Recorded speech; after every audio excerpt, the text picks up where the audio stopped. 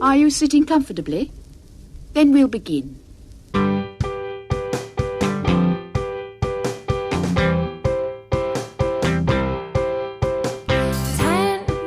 minutes left.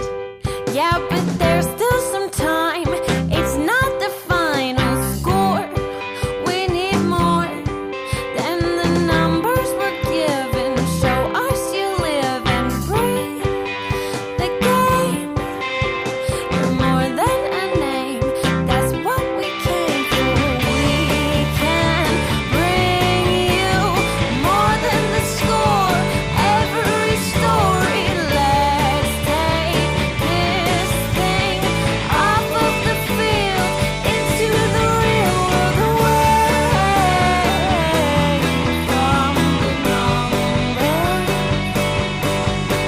away from the numbers,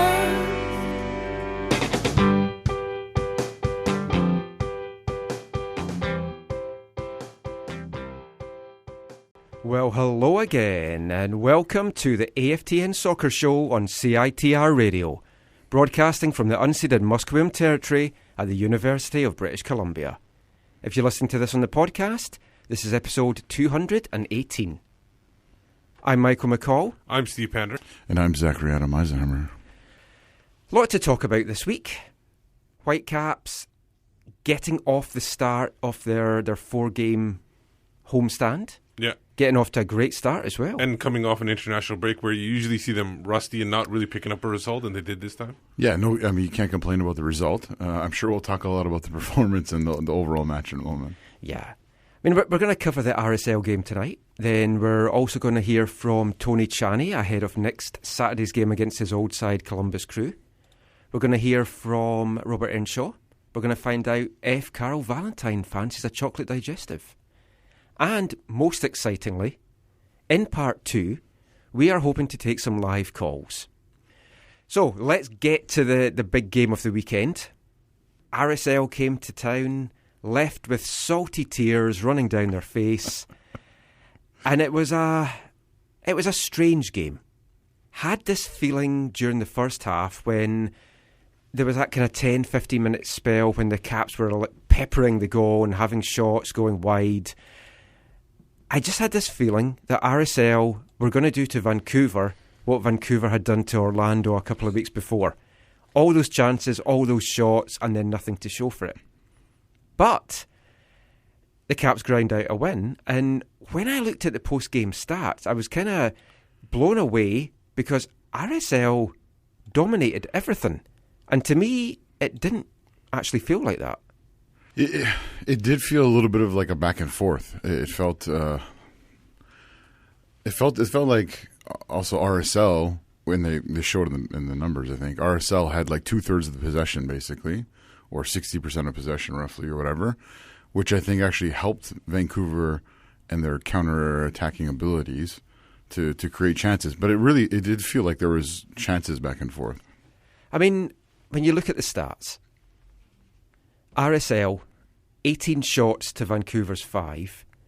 They had 8 shots on target. It didn't feel like it. No. Vancouver only had 5. Vancouver had 3, on target, which were the 3 goals. But I think that other than the 2 big saves that Ousted had in those minutes after the second goal, I think that I don't think they had Ousted was too busy. He had he dove a lot because their shots were close and close to hitting the net, but nothing really in danger of getting into the. Did you say after their second goal? After Vancouver's second goal. There was a period where he made the save going down to the post, knocked it out, and then kicked it out as well. Not only knocked it down, but kicked it out. And that's when Tim Parker kind of stepped on his knee, and then he made that save where he dived up and knocked the ball away off the ensuing corner. Well, let's kind of look over the game then. We'll start with the lineup. Good place to start. I liked it. To me, the only surprise in it really was Bernie Ibini out on the right wing. I thought Alphonso Davies may have got the shout just to add a little bit of space or speed on the wing and create some space on that wing. But Ibini came in, got 2 assists. And when you're looking at that lineup that was out there, there's going to be some changes in the busy weeks that's coming up, and we've got 3 games in 8-day periods. But I feel that is the lineup that Robbo is going to think is his first choice lineup going forward. I think Bola was injured, right? He had Bola has a knee injury. Yeah, so I think he would have been in there for Bernie Beanie. I think other than that, I think I agree with you that this looks like it's going to be the lineup going forward. Yeah, I would agree. Aside from Bola replacing Bernie, this is probably the. Which I don't know if he will though, like all the time. I think they'll alternate. I don't think, especially with the congestion of the fixture. And also, we don't know how bad that knee injury is because he has missed he had that knee issue at the start of the year that they had real trouble diagnosing as to exactly what was wrong. And there's been no word as to exactly how bad it is. He was on the bikes doing stuff, just rehabbing on Friday. So at least he can move it. No. If he's on the bike, then it's not a serious injury. It's more of probably a niggle than anything. But I don't play a doctor. I would think that this would be the preferred starting 11 minus what the new Nigerian midfielder might contribute. But for the players we've actually seen, sure, yeah. It was a fast start by the Whitecaps. Couple of chances early on. Spectacular bicycle kick attempt by Freddie Montero that I think if that had gone in might have been one of the goals of the season. But then the Caps took the lead. Nice little move. Ibini got a second assist. Jake Nerwinski, who had a fantastic game, and we'll come to him later and some of the individual players, sent the cross in. The bug, bit hard, boom, 1-0 Whitecaps. He made space for himself, got away from all the defenders. He was basically sitting there all by himself. I was kind of worried that he took the shot right away and didn't settle it and shoot it, but he did the right thing, I guess, and he got it. Romano, I felt like he got a little bit of it, or did he not? I wasn't sure. I couldn't tell in the replay. I think he might have got a piece of it. Yeah. I mean, if we're going to break down the goal, we need to go back to the beginning because it was like a 10 passes in the which is rare, which is nice to see. But Jake had the ball on the right and played it into midfield, into the bug. Yeah. The bug received it, and as he received it, he was being challenged by Beckerman or Sonny. Sunday. He kind of shook him on the turns upfield, and then what happened is as the play developed, because he was cutting inside basically, and he lost the central midfielder. I might pronounce it. It's Rusnak, right? I think so. Yeah. Rusnak, who was on the left, came in to try and help, but the bug just his pace. He went past Rusnak, so Rusnak was kind of inside. He was out of position, and Christian recognized that. Yeah. So what Christian did with them was he saw Bernie on the side. He knew that the left side midfielder was out of position, and he knew Jake was going to overlap. So he played the ball to the right side where he knew there was going to be an overload, and then he made a run. No one stayed with him. Rusnak kind of like started pointing like, oh, someone kind of pick him up. Yeah. Beckerman never picked him up. He sort of delayed his run. Glad was the closest to him, but he didn't really move up either. He was because he held back so much, and Glad was kind of dropping deep. And then it was a right-footed finish. And it was weird because not weird, but early in the game, his earlier chance in the game was also right-footed. And then he dragged it wide, and I was like, oh, that's because it's his right foot. But then this was like, it was nice. It was a nice finish. Yeah.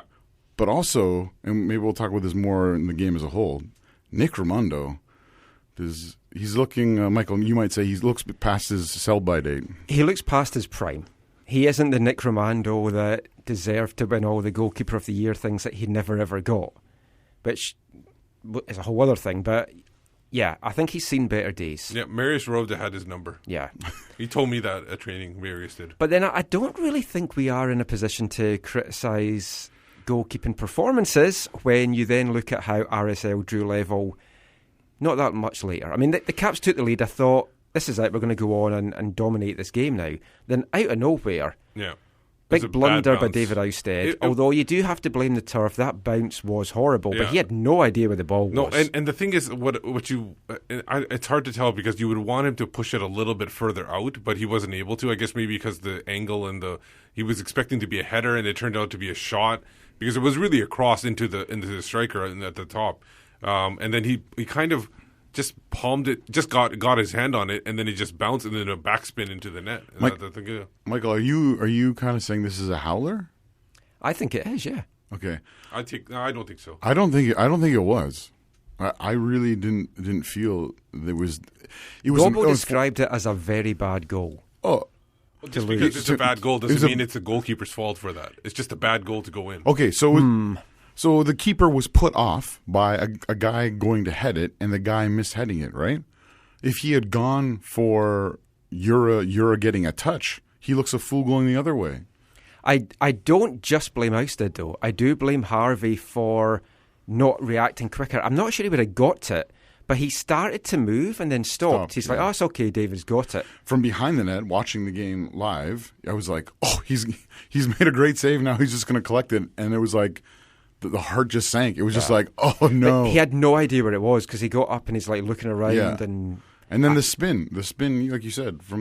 I do put it down to a goalkeeper blunder, though. Really? I do. No, he doesn't have respect for goalkeepers. Yeah. No. He has no respect for you, Steve. I think it's harsh to me, of the two goals. I am harsh. Of the two goals, and we'll talk about more in a minute, the second goal was, there's far more to be disappointed and frustrated about than the first goal. It also, yeah. I don't want to interrupt you. Go ahead. Yeah. No. I mean, 1-0 at half time.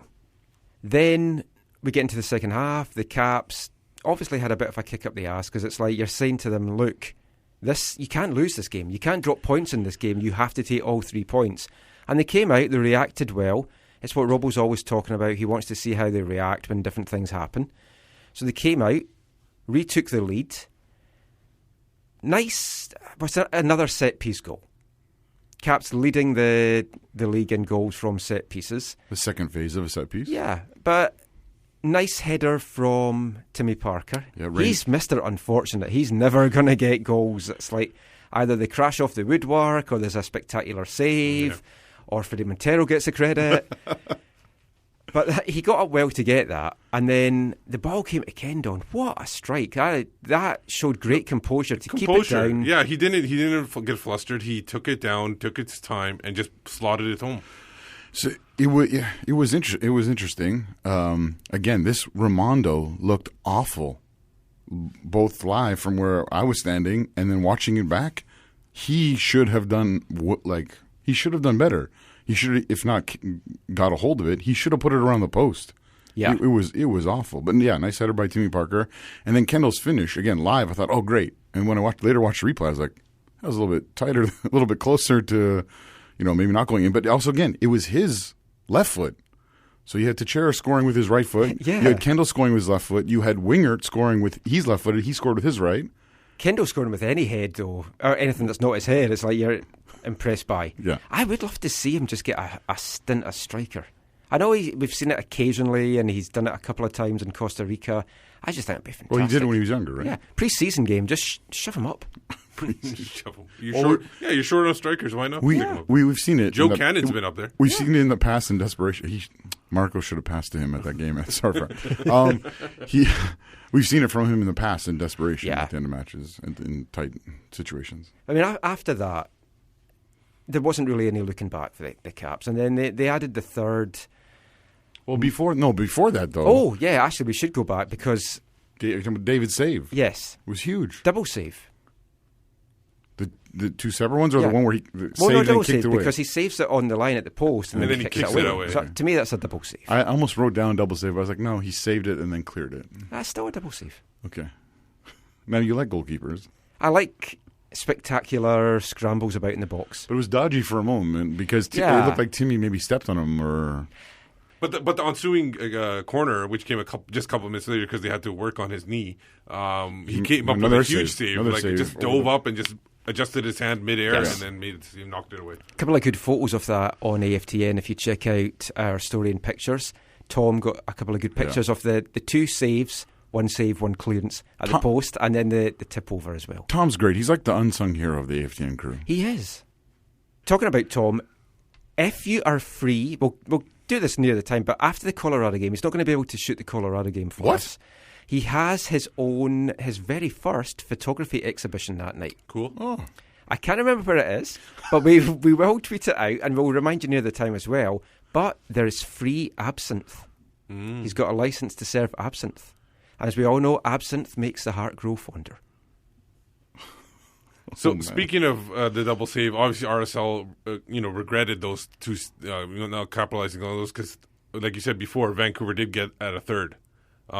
Fantastic play by Jake, taking the ball away from Plata, who kind of crumpled into the turf. Looking for the foul. Yeah, looking for the foul, didn't get it, and then got it to Abini in the box, and Abini just did a little short cross, very light cross into the. It was in the air. Well, he didn't even look up, right? Yeah, he put the ball in a dangerous. He might have seen a glint of the color hair that. I don't think he did. Michael can verify. I don't think he did. I think he just put the ball in a dangerous position. I'm saying peripheral vision. That puffy hair might have seen it in the side. I thought he said he had post-match comments where he was like, "No, I didn't see him. I just put it in a good spot." Yeah. Well, he doesn't want to mention the puffy hair. He wants to be. But and then a bullet header, reminiscent of the Man City Light victory. Yeah. No. His third goal of the season and his third match winner. Yeah. Yep. Impressive stuff. So, I mean, it's 3-1. Then you bring on Alfonso to run at them. He had a couple of exciting moments, but still times where he could have done better. One where he really should have passed to Freddie, and I don't think Freddie was very happy with that. No, I think that if he looked like he had the shot, he's going to take that. He did have a shot. That's a shot. There was one time too where he wasn't. You're for some reason concerned about Freddie Montero's goal bonus. I don't know. You're not getting any cut of it. You're just like concerned about that. He wants to sell shirts. Oh, okay. We don't know that I'm not getting a cut. Yeah, I sell my T-shirts. Every time he scores a goal, I sell a Freddie F. and Montero T-shirt. Sure. Yeah. So that's 10 for today. But Alfonso did unfortunately play a role in the second goal. Yes. I mean, it looked like the Cats were home and dry, and then they made it nervy for themselves, letting RSL get back into it. Another fullback goal. First ever goal for him. Yeah. It's like, way to break all these records for RSL. I think Wingard hadn't scored in years or something like that. Since 2010, I think it was. And then he... So but it was another poor goal to lose. Alfonso tries to pull a trick in his own defensive third. Yeah. It comes off, looks like it comes off, but then he loses possession. Yeah. Very unfortunately. And then something crazy happens. Jordan Harvey, he, I guess, was worried about Rusnak. And all of a sudden, he kind of comes charging out of the back line to try and close down Rusnak because he thinks the ball's coming to him. Yeah. And as he does, the ball goes to Savarino. And Savarino just plays a nice ball over the top for Beltran. Who Breck Shea allowed him to get inside of him. Breck Shea reminds everyone why he's not a fullback. Right? I personally, earlier, before when the substitution was made, and even especially then, I thought Marcel de Jong would have been a better. But if you're going to get a defensive player, you get Marcel de Jong. I really wanted Breck to see Shea, Marcel. if you want to bring Breck Shea and put him in Montero's spot at that point or any point. Well, he's not an own striker, but sure. Yeah, but I'm just saying. I know what you're saying. He could kind of kill the game up there, maybe, or something. Yeah, it was like. So you talk about the 2 goals, Michael. Like for me, that one far more. Would I like? They're going to watch that and say we cannot let this happen. And, and I think all 3 of those dudes will be holding up their hands and saying, "I'm sorry, we got it wrong. We were poor." Yeah, I mean, there's a couple of things that they can't let happen. Those, and I still don't think they can keep giving up as much possession and as much shots because some team is going to punish the hell out of them. Well, that was like the 83rd minute, and as I was rewatching things, I just wrote a note. I said they really need to learn how, and we've talked about this before. They need to learn how to close out a match. Like they gave up so many chances. They gave up so much They gave away possession too cheaply, too poorly on a number of occasions. And then, like even situations like near the end of the game, they were gifted a corner, and they put like 3 or 4 guys in the box. Yeah. And then, like, well, you should have killed the game. You should have just taken it in the corner and just sat there. It was TFC all over again. Yeah, it wasn't, thankfully. It was feeling like that a little bit. So that's some of our thoughts on the match. Let's hear a little bit now from both head coaches. We're going to hear from Carl Robinson. And then I headed to the RSL locker room this time. We kept Steve in the home locker room. And I spoke to Mike Petke, although I cut what I asked him out.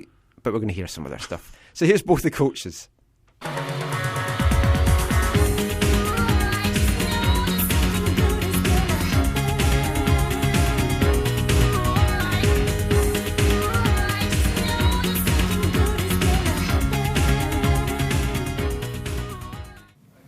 A nice run going here with your team, but are you particularly pleased you're getting contributions from all over the lineup, from the bench, from the back end, from pretty well everybody you tap on the shoulder? Yeah, I am. That's what teams do. I said we're not a team we've got talented individuals, but collectively If we're going to be successful this year, I've said it from day one. This season, I said from day one I took the job that we're going to do it with a team ethic. And if anyone ever thinks that they're more bigger than the team, they won't be here. So it's nice when that happens because they've got a great spirit and camaraderie amongst themselves. And when you work hard, you get the rewards. If you train properly, you play properly. And I think you saw a committed group today. I think we were naive at certain times. We gave up a bad goal when the game was comfortable for us. Then we responded at half-time, credit to the guys, and go 3-1 up. And we give another bad goal away, but we don't go under. I said I'm proud of them because we don't go under against a good team. By the way, Mikey's done a great job since he's gone in there, and you know they're fighting for their lives. They've got nothing to lose, and it's hard to play against a dangerous team like that with so many attacking options. Kendall, I mean, he played 90 minutes. You know, booked twice for Costa Rica, comes in, scores. Yeah. You know, what can you say about his performance? Did you say played twice or booked twice? Played. Oh, played twice. I thought you said booked twice. I said, No. yeah, played. Nah, Kendall wanted to play. You know, it's a catch-22 because you have international dates and the international players go away and Bolla come back and he picked up a knee injury which was not great for us. Stefan was shattered, Marinovic was shattered, so he wasn't able to, you know, even put himself in contention either. And I asked Kendall how he felt and he said he was great and wanted to play. I want players like that. Sometimes he will play, sometimes he won't. I thought he was probably played 80%. Of where he should be because he was a little bit tired and understandable so, but when the ball's coming in the box, you know, I don't want anyone else in there but Kendall and Timmy. About David's response, I mean, obviously a tough first goal, and then he comes back with two great saves. Yeah, two big saves. That's what you want your players. Every player makes mistakes. They do, and it's how they respond when they make mistakes. And if you're a goalkeeper, unfortunately, when you make a mistake, it usually leads to a goal. So I said to him at half-time, we need to make sure we're switched on, our focus is right, and let's get at it, get after it. And we did. So that's pleased me the most. But that's gone now, 3 points. Yeah, great, but big game on Wednesday for us. The team has gotten stronger as the season's gone on. Is that kind of the plan that you had at the beginning of the year to kind of build up to a strong playoff run, or is it just something that just happened? Well, I would have liked, it probably just happened. I would like to have won the first 15 games of the season, but that didn't happen. You know, we put a lot of focus into Champions League, we know that. We went as far as we could. And we had to reset after the disappointment of maybe coming up one step too short. So we just refocused. The guys have got healthy. Jordi, you see Jordi coming into his own now and playing. I don't think he was brilliant today, but he gets in the box. He's a little terrier. We know that. I thought the two wide players showed lots of energy and lots of quality in the final third, and the substitutes made a difference. So it's going to take, you know, by committee to get results, and it did today. It was a perfect example. You know, if it was that easy that you prepare for a team precisely and knowing what they're going to do, if it was that easy to accomplish that, you know, it'd be the most boring sport in the world. It'd be 0-0 every game because everybody would get it right. I think that we reacted a lot well to some of their goals, at least one or two of their goals, but they just executed on it. You know, but at the end of the day, they played exactly how we thought they would. We, for large chunks, played the way we wanted to. It's just that the quality, for some reason, from certain players, you know, off a pass here, off a pass there, a missed touch here, a little bit out of position. Those things happen, you know, but great resiliency and grit for us to come back. We had opportunities to get the tying goal and possibly even a winning goal, but it wasn't on the night. How hard is the road ahead here for your team? Yeah, it's difficult. But again, San Jose loses today. Dallas has a very tough game tomorrow. So it's still within our reach, you know, and it's not a cliche. I mean, if we were 6, 7, 8 points out, it'd be a bit different. I mean, we're right there. I think Dallas loses tomorrow, you know, and San Jose had lost today. I mean, we're still 3 points pretty much, 3-4 points. So it really comes down to us. The opportunity is presenting itself for us, and we need to step up and grab it. Going back to the final few games here, so just to reiterate, you're saying you're not done yet? No. Mathematically, we're well in it. You know, I mean, if it's so close that if we won tonight and we win against Portland and every other team lost, we could be first place. I think. What are we? 6 points behind? 7 points behind first place. I mean, you know, the only thing that's going against us is that we played a couple more games. I think it's coming close to even that out. But I mean, we have 2 games coming up at home. We have 3 games at home left, and we have 2 games on the road. So, we have to take care of our business and hopefully rely on some other teams like today. San Jose helped us out. Hopefully tomorrow Dallas helps us out. And then it goes from there. I know Vancouver has a bit of a tough schedule coming up. So we're still well in the thick of it. Caps has some very quick forwards up front there to share Reyna. Yeah. What was your game plan trying to stop them up front? Well, that's why we sat a bit. I did tonight what I don't like to do. When I came in here, I was very adamant and clear about how I like to play, and it's not sitting back. That's a last resort. But the way Vancouver plays, they're very direct. They like to get the ball wide, whipping crosses. They're number 1 in the league in set-piece goals. They're number 3 in total crosses, and they're next to last in possession. So they're a very direct team. So, their speed was an issue coming in. That's why we sat a little bit deeper back. And we knew because it did. The game would open up eventually. We wanted to get through the first 15 minutes without, conceding anything, which we did. And then, but again, their goals were things that we worked on. And I'm not pointing the finger at my players. I'm just saying that we knew what to expect.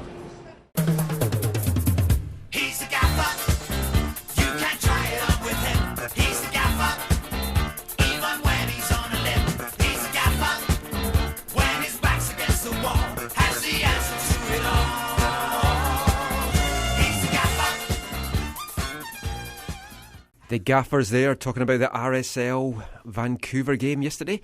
It was a game that saw Vancouver extend their unbeaten run to 4 matches. Only lost twice now in the last 10 games. And you still don't feel they're playing their best football, but yet their destiny is in their own hands. It's kind of incredible. Or as George McFly would say, their density is in their hands. So, nice. I love that. Was great, Steve. Who would you say is your man of the match? Marty McFly. For me, I gotta go with Jake Nowitzki. I thought he played so well defensively. I thought he flew up the field when he needed to. I think he's right now for a young player. I'm going to give him the credit because he is a young player and limited experience. Although he doesn't seem like he's played with it, so he's my man of the match today. For me, I'm going to go with, maybe not surprisingly, Kendall Waston. I think he's a strong number 2 for me. Yeah, not just for scoring a goal, but if you look at this, the first or second moment of the second half when he poked that ball away from Euro when Euro was in alone, his overall defensive play. Yeah, for me, it's between those two. Although I thought Teixeira had a good first half as well, but then kind of dipped a little bit. Reyna was good too. Waston got the man of the match, but I'm going to go with Steve. I'm going to go with Nerwinski. Robo said afterwards he felt it was his best match as a Whitecap. Nerwinski as well was really happy with how things went. 2 assists from the lad. You have to feel that he's made that starting right back position his own, and we'll see that going forward. So that is all the chat about Vancouver versus RSL. We're going to be joined hopefully soon by Jonathan Tannenwald, calling in from Philadelphia, friend of the show. Going to have a little chat about MLS and how he sees their run into the season going. Are you there, Jonathan? Either it worked or it didn't, and I guess it did. Well, you seem to be live on air, so thank you for joining us. Hey, I was thinking that even most of the time when I'm on the West Coast, I'm asleep by the time the show goes on air. Yeah, thank you for doing it earlier than usual. Well, thank you for being our first ever phone guest. We did have Zach on the phone, but that doesn't count because he's a host on the show. But you are our first proper guest on the phone, so thank you for calling in. After how long? Oh, well, we're at episode 218, so quite a while. We have had you on before. People know you very well on Twitter as the goalkeeper. We thought we'd just chat to you a little bit about MLS, especially stuff that's happening in the East, because we're obviously a very West Coast bias, so we don't talk a lot about the East. But it does look like TFC are kind of running away with everything. Do you see any team stopping them making the MLS Cup? It's a fascinating question. I've been thinking about it a little bit in the last few days because I've just been thinking about how this Toronto team and all of the people in it, from Greg Vanney, to Garth Lagery, to Bill Manning, the whole structure of that organization is built to see if it's possible to do the double in 2017 at the Supporters' Shield in the playoffs. And, do I think Atlanta could stop them? Maybe. Do I think New York City FC could stop them? Maybe. Do I think that, they're if they have to go on the road for the MLS Cup final, could that be a problem? And even if it's a one-off in Toronto, who knows? But they've done they've been designed for the purpose of seeing if it is possible to do everything right in MLS with all of the rules and restrictions that there are. And so far, they seem to be doing it. It is hard, for me anyway, to see anyone stopping them at least getting to the Cup final. And it looks like if they did that, they would obviously host it. Now, when you do look at the rest of the East, it also kind of seems like the West is very evenly matched. There's so many teams in the playoff hunt just now. The way results have gone, Dallas seem to now be in a battle with San Jose and RSL, which a couple of weeks ago you thought those two teams were possibly out of it. In the East, though, all year it seems to have been a certain number of teams that seems to be really comfortable, and there seems to be a big gap between the best in the East and the rest of the East. Well, and I thought Chicago was at the top group for a while, and now they're not anymore. And New England isn't out of this thing either. The one team I can't figure out yet is Columbus. And the reason why I can't is because they're in fourth place. They're capable certainly of winning games, but they've played more games than anybody else. And I don't know who the odd team out is going to be in the end. I keep thinking Montreal is on track and is going to end up in the playoffs, and then they slip up. So I don't know what's going to happen. But the one team I would be the most scared of is Atlanta. They looked good today. Have to say that. They are the team that has the firepower to beat anybody. I'm not sure they have the defense to beat anybody. They have the offense to beat anybody. And their new stadium as well is going to give them a big boost, you have to feel. I think it will, with one exception. They're going to play 24 games in 8 days, I think is what it is. Oh, sorry, really? 8 games in 24 days. Oh, okay. I was like, wow. Sorry. Backwards. It's late at night over here. Sorry. They're going to play 8 games in 24 days. And that's going to test their depth. Because you can't play everybody in all of them. True. So, if they get to the playoffs and they get a home game, obviously they're going to be terrifying. And could I see them going into Chicago and possibly knocking them off? I wouldn't rule it out. Could I see them beating Columbus in Columbus? I wouldn't rule that out either. But I don't think anybody's going to stop Toronto, and I think we are witnessing, as I said a few minutes ago, the answer to the question, can you build a team that does absolutely everything right? I think we're about to find out. Jonathan, Zach Meisenheimer here. I'm just wondering, what do you think about the possibilities of the two, well, let's call them New York sides, matching up or meeting up together in the playoffs in a home and away series? Is that? I'd love it. Yeah, is that something MLS is kind of looking forward to? I thought it was. I think a lot of us thought it was going to happen last year, and then it didn't. Yeah. I was in New York the day that both teams were home in the conference semifinals, and because of the television considerations, they ended up playing back-to-back of the 4 games in the quadruple header. I think they were the second and the third. Yeah. And everybody from Washington to Boston who had any interest in going to New York that weekend wanted the games to be spread out just enough so that we could go to both.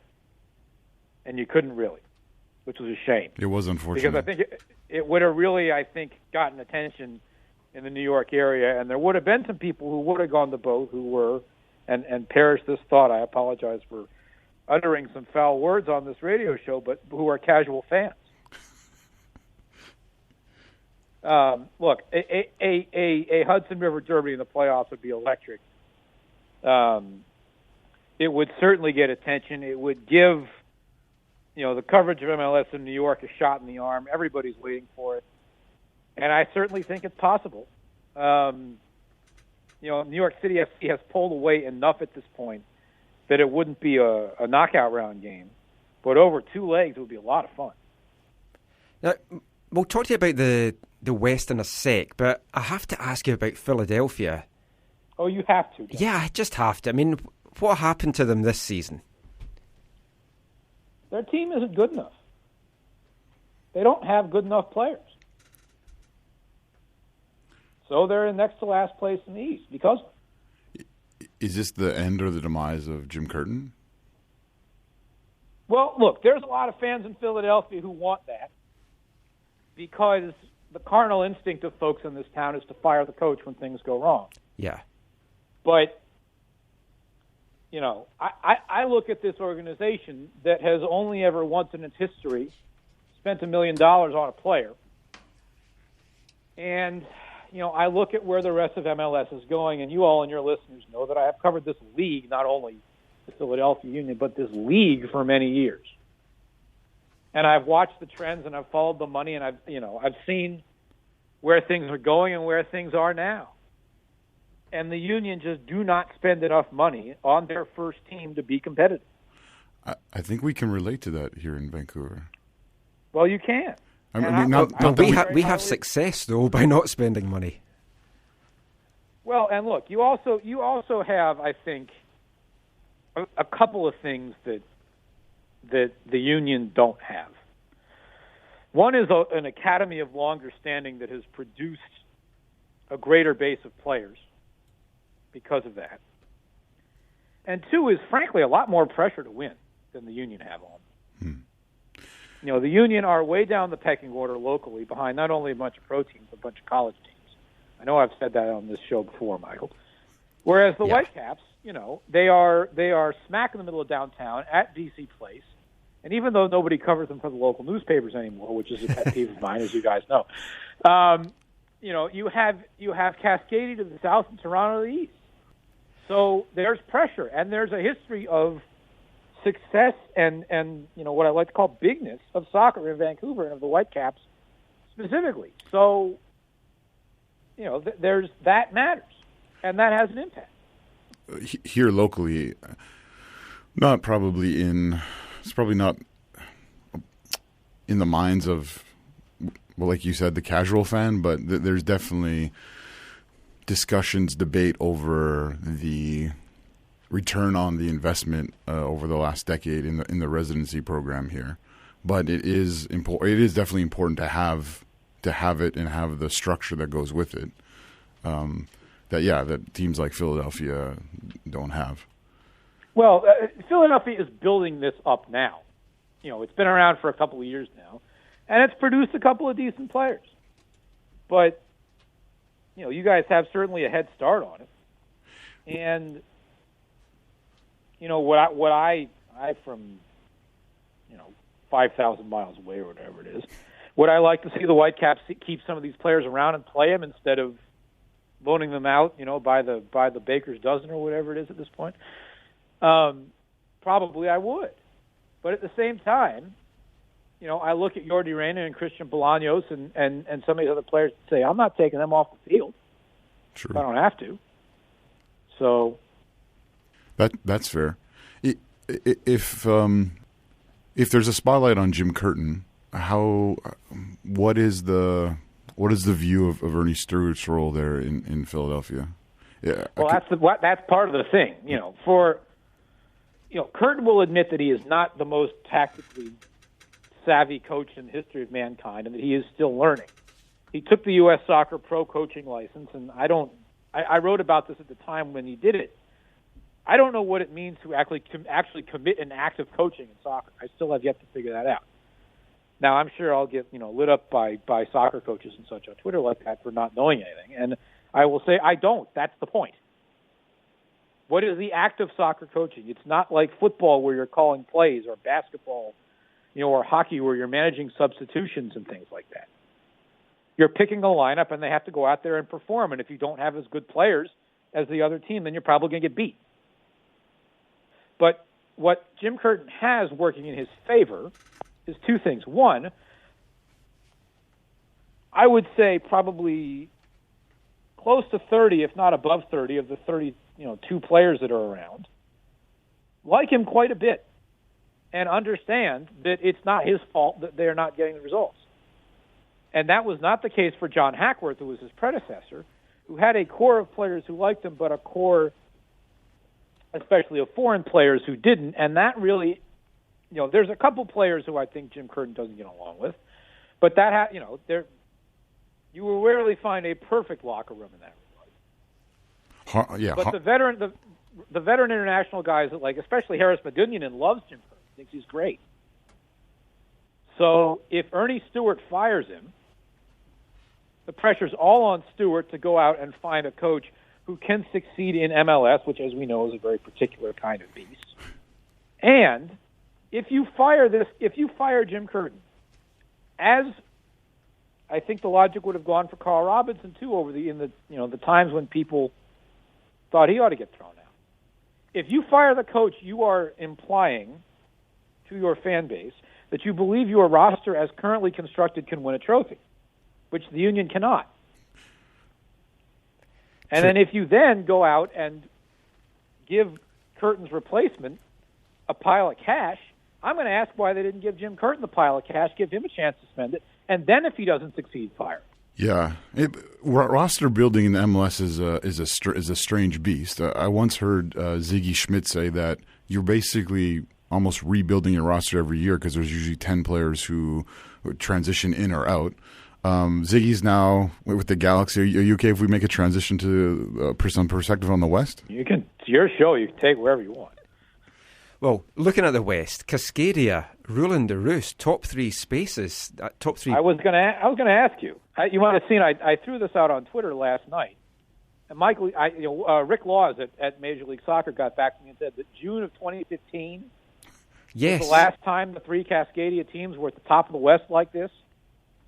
Yeah, I saw his reply, and I mean, it's great from a Cascadian rivalry point of view. I do wonder how the rest of the league, especially the rest of the West, look at it, and whether they're just thinking, oh, here we go, it's going to be more non-stop Cascadia stuff. Because I do get the impression that people out with Cascadia think that we're a little bit too up ourselves, that we think we're too important. Yeah. So I just can't fathom that. Yeah, I don't know how anyone would get that idea at all. But from what you've looked from afar in the West, well, first of all, Vancouver, how do you see us finishing the season? Are you confident that we're going to get a good playoff berth? Do you think we've got enough in us to actually win the West? I think it's completely up for grabs. 41 points with 3 games in hand over Portland is pretty big, and 2 games over Seattle. I have no idea how it's going to end up. What I do know is this, and I think it's something that I said to you and some other folks while I was out there early in the year, which is Jordi Reyna being back makes a huge difference for this team. And we've seen now that he's made a pretty significant impact, I think, being out there on the field. And there's enough weapons on this team that, look, they are certainly capable of it. I think Seattle is capable of it, although Jordan Morris getting hurt tonight is a pretty big deal if he's out for a while. And I think Portland's certainly capable of winning it, especially when Fernando Adi comes back. I think Houston might be a wild card in all of this because they've got some kind of talent, and I think people are underrating them. And I don't know what's happened to Dallas, but they're in complete freefall. Yeah.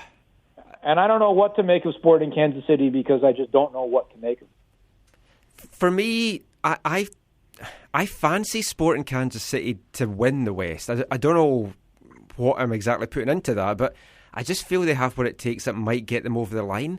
They play attractive football. A lot of people... I got into an argument with someone on Twitter, which is never a good thing to do, but discussing about how strong the West is this year. I thought it's very strong because all the teams are equal, but they were saying they don't see the West being strong at all, and that's why everyone's taking points off everyone else. From looking in from afar, do you think it's a strong West this year? This happens every year, and it happened to the East for a long time, where when there's a lot of separation between the top and the bottom, people assume that conference is stronger than the one where they're all tightly bunched together. Yeah. And I don't have the statistics in front of me of sort of the East versus the West overall record this year, so I don't know. But other than Toronto, I'm not sure any team has particularly distanced itself from the field. I mean, the West has some dregs in it this year. Yeah. You got Colorado, you've got Minnesota, you've got the Galaxy, who've been shockingly poor. Mm-hmm.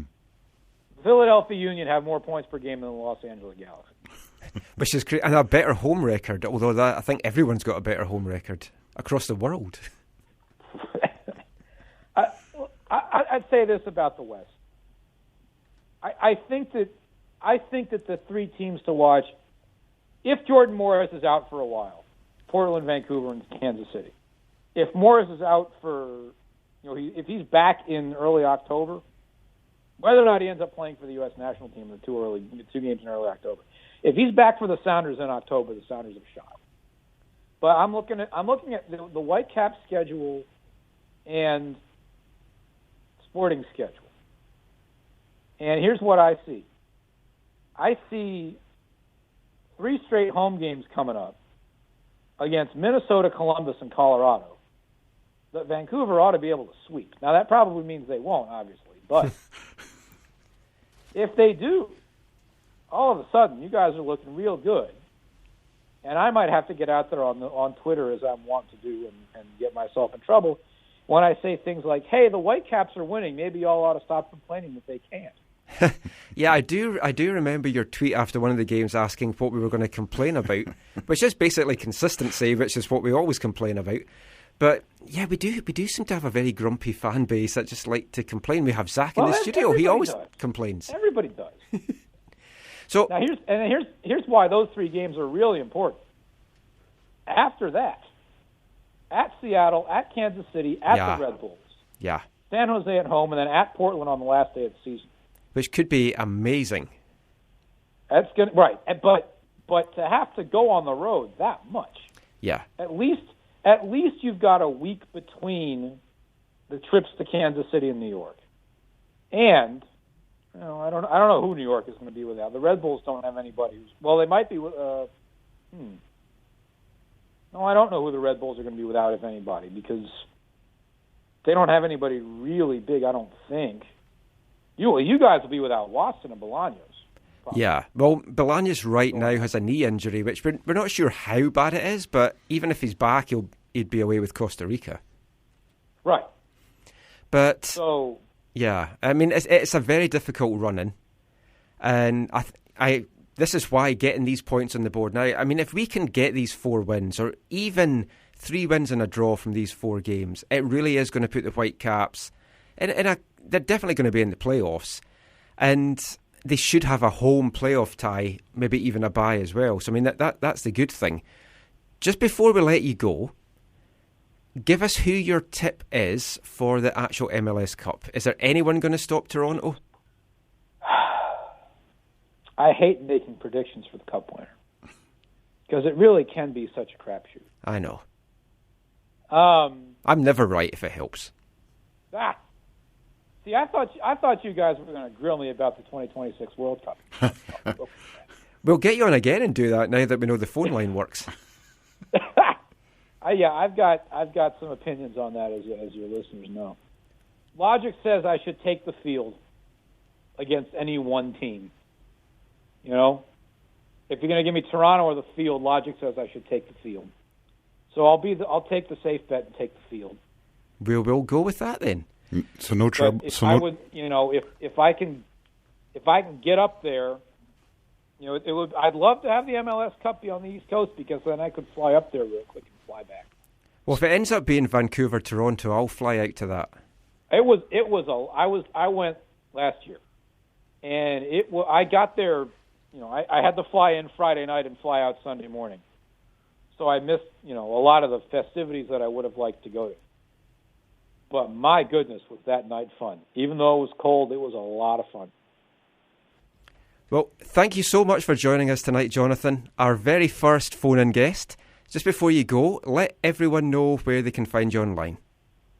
Well, if they haven't yet, I'm on Twitter at The Goalkeeper. And I usually spend my time complaining about various things, and I get yelled at by folks in Seattle and Portland. And your colleague, Anna Namsharin, yells at me occasionally, too. So she yells at most folk. Well, no, but it's a nice yell, isn't it? It's a nice yell. Yeah. She's always friendly. Well, thanks so much for joining us, Jonathan, and hopefully we'll speak to you soon. My pleasure, gentlemen. That's great. You take care. So that was Jonathan Tannenwald there, all the way from Philly, late at night, calling us at 1 a.m. I mean, that's pretty nice of the guy. It was. And that was an unexpected part of the show. So we are going to take some calls from you, the listeners. We're going to do that in part 3. But we'll just wrap up this part by asking, anyone fancy a chocolate digestive? Anyone fancy a chocolate digestive, even though it sounds suggestive? Anyone fancy a chocolate digestive? So, Carl, you're sitting at home at night. What would be your hot beverage of choice, a tea or a coffee? Cup of tea, no doubt. And are you a biscuit person? And if so, what is your biscuit of choice? Digestive, and they've got to be dunked in the tea. And is that chocolate digestive? No chocolate. Digestive, no chocolate, dunked in the tea, moist. Gotta love it. That's great. Thanks so much. Cheers. Anyone fancy a chocolate digestive? Anyone fancy a chocolate digestive? Anyone fancy a chocolate digestive, even though it sounds suggestive? Anyone fancy a chocolate digestive? I got really excited there, as you heard, when Carl Valentine, the legend, said he wanted a digestive, but it wasn't a chocolate one. I was gutted. I was there and I could see the... Yeah, I really wish we had kept recording after we had done the segment, because we ended up chatting for 5 minutes about biscuits. It was fantastic. Well, it was after that first half, which kind of made sense. What we learned is his dunking technique. He believes that you just dunk in and out, that gets the best consistency, unless it's an arrowroot biscuit. Yes, which is what I used to dunk. Yeah, which is Steve's little donkey when I was thing. A kid, yeah. And you have to leave that in a little bit longer because it kind of it moistens it up a bit. Yeah. Have we talked about the Tim Tam Slam on this? Yeah. No. Oh. Well, we did ages ago when we did our round table, and yeah. then you promised us we were going to do a Tim Tam Slam. Well, we can't do it in the studio. Why don't we do one with Tim Parker? Let's go to training one day and do a Tim Parker Tim Tam Slam. And we'll video it to it. Yeah. That would be awesome. Okay. So we had Jonathan Tannenwald, the goalkeeper, and from Philly.com just before the break there. Check out all his stuff on Philly.com. The site is behind a paywall now, but we believe in paying for good content, and you get excellent content from Jonathan and from Philly. So thanks so much for him calling in. This segment, we're going to be open to calls and tweets. But before we get to the calls, let's also talk about the other stuff. Like, for example, what he was discussing, the MLS and everything. One thing I forgot to mention in the first section, the magic number for Vancouver to clinch a playoff berth at this point is now 14 points. Basically, it's a loss of points by San Jose and a gaining of points by Vancouver. So they're down to 14, which is pretty close, getting closer and closer to clinching the spot. And then at that point, obviously, they can figure out where they want to, line up in the Western Conference. Especially when there's 9 juicy home points sitting on the table. Yeah. Yeah. One of the things, did he? I didn't want to rudely interrupt, but did he refer to Toronto as only having a double if they won the Shield and the MLS Cup? Yeah, I think because it would be a treble. Well. With the American. Yeah, I've forgotten all about that already. Well, you blocked it out of your memory, yes. I'm sure, but it would be a treble. And it would be the first time I think a team has done something like that in North America. It would be impressive. So we're going to just get through some tweets now. My phone has died. I don't know what's up with the battery, so I've just signed on to Steve's computer here. If anyone has a charger and they can... Yeah, I need it for a Moto G. So this is almost like an improv game because I'm sitting, Zach is standing, and Michael's on his knees. Do I have to spell words? Tweet from Angus Walker, at Angus Walker on Twitter. He says, we have to stop playing the bug on the left. He drifted to the right to score and had another chance on the right as well. I mean, do you feel his best position is right or left? He is predominantly used, though, on the left. I don't think we need to predominantly have him only on the left or only on the right. One of the things I think is important about having quality wingers is that they are interchangeable, and I think El Bicho fits that mold. And I think we've seen effectiveness from the left, we've seen it from the right, and I don't think someone who's so left-footed, although he scored with his right, I don't think someone who's so left-footed cutting across to their right like that is a bad thing. I mean, Angus follows that up by saying that he started the season on the right, and everyone was saying how good he was. Since he swapped back, he hasn't been as good. 2015 as well, he was used on the right. 2016, where he wasn't so good, was on the left. So, yeah, I mean, maybe there is something in that. I think part of that also, too, not obviously this last game, has to do with, I think Bola's preferred position is the right wing, which then puts him on the left, even though he is interchangeable as well. But it's a looking at the stats, it is a fair comment. Okay, tell you what then. Oh, we got a call. Oh, we've got a call now, so let's move to line one. Hi, you're on the AFTN Soccer Show. Who is this? It's Chris Corrigan. Hey, Chris. Salish C on Twitter. Well, that's how you pronounce it. Yes. Let's chat with you for a little bit then about the Whitecaps. How are you enjoying this season? What were you expecting more from the team, or are we really at the level that you were expecting at this point? I think it's actually been a season of like multiple identities. So I haven't known kind of what to expect the whole way along. You know, like when we started so far behind the eight ball with the injuries and stuff, I felt like I wasn't sure how we were going to progress over the course of the year, and it didn't. You know, it wasn't looking great. And then it's kind of like I just looking at the table before the match yesterday, and I'm thinking, how are we like in the running for a conference championship? Yeah. Do you know what I mean? Like it's just, and I wrote a piece the other week about how we've been turning over the team, and we have like, it's a completely different look than we've had in November. And I think like somehow secretly right in front of us and behind our backs and all of this, like this team has completely reinvented itself. I mean, I'm watching a different team than we were watching in March in the CONCACAF knockout rounds than we were watching in November of last year when we still had Pedro and Rivero, and it's so I haven't known what to expect. I've just taken the wins as they've come, and the losses seem there's been a few disappointing losses along the way, but I think that in general I would have expected them to be more disorganized and losing more games in a kind of that Whitecaps way. But we've actually been winning more games, and and part of it is that the West too is just so weak this year as well that we're managing to, position ourselves well. But it's been such a strange and interesting year, so I haven't really known what to think. I think I said to Arnie the other day, like I don't really care how we win, just as long as we get that win. As long as we get the win. So, I mean, it's very true. Like you look at the team that started in March, even into April, and you look at the team that was out yesterday. Bernie Abini's a new addition. Jordi Reyna's back and healthy. You've got Ali Ghazal. I mean, these guys, and to be fair too, like Marinovic, Nerwinski, people we never knew about. I mean, Nerwinski obviously was on the books, but Marinovic is in the 18 now, and I mean, it's quite and we weren't ever going to be sure how Montero was going to work out as well, and I think Russell Beresford wrote something pretty good yesterday. They're saying like he's the most important player on the team because he plays at a position where we have no depth actually, and he actually does a lot off the ball, and he does a lot to create chances for the other guys around him to score, and he's getting his fair share as well. So he's a very different kind of striker than we've ever had as well too, and we weren't quite sure how he was going to work out when he came in too. So it's been just watching and learning, isn't it? Yeah.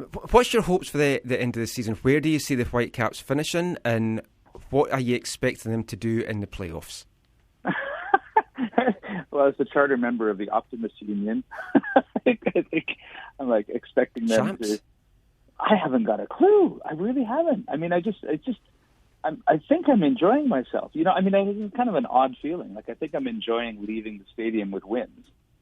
and not quite knowing where we're going from here. But I have no idea how we're going to do in the playoffs. I can't tell you. I don't know what team will show up. I don't know when Nosa comes on. I'm not sure how he's going to, be. Whether he's going to get time in the squad or whether we're going to stabilize around the guys we've got now. I can imagine us making a reasonably deep playoff run. Cup final, that would be a shocker given our season, but I'll take it, And like I say, we're not going to look a win in the mouth. So, it's really hard to say. I think it's part of it is I think we just need to start enjoying this a little bit more. I was watching last night. I was in the South Side, and I was drumming for the first half. And I don't know, Zach, you guys tweeted out that you had a really good time. It was really rambunctious over in the curve. The Southsiders last night were just so flat. I felt like everybody was just it was the worst version of Boundary Road we'd ever pulled off. I'm not even sure what the full minute. And I was just, I was looking around going, what are people doing? And everybody's just looking, just watching. More with, I don't know, this kind of detached observation about what's going on. There wasn't a whole lot of passion. So it's the Caps are winning. We're third in the conference, but we haven't captured anybody's imagination. And, at least on our side of the South Side last night, I don't know what your impression was, Zach. Yeah, I was talking to Peter after the game, after cleanup and stuff, and yeah, he was, I'll say discouraged about a number of things like empty seats, and he said the exact same thing about Boundary Road, that it felt not great. Which is unfortunate. I don't want to beat a dead horse, but it is really discouraging that 2018 won't see a group of passionate, like-minded supporters gather together in a section that they would like to run in, the way that those kind of sections are run all around the world. So we don't need to talk about that in detail. Let's not get into this again. But you know what? But on the other hand, too, I agree with you about that stuff too. But I'm actually watching the way.